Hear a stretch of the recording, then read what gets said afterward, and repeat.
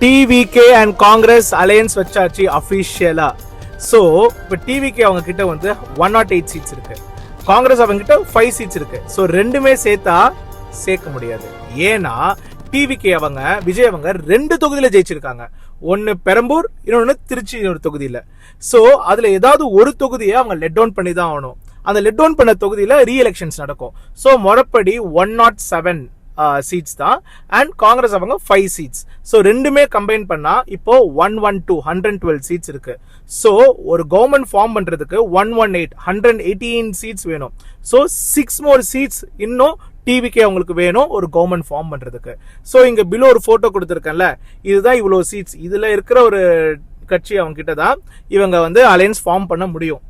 So இதுல யாரு வரப்போறா அப்படின்றது தெரியல. அதே மாதிரி நம்ம நினைச்சு பார்க்காத கட்சிகளும் அலையன்ஸ் வைக்கலாம் அப்படின்ட்டு சில டாக்ஸ் போயிட்டு இருக்கு. அதுவும் கன்ஃபார்மா தெரியல. So stay tuned, let's hope for the best. Thank you.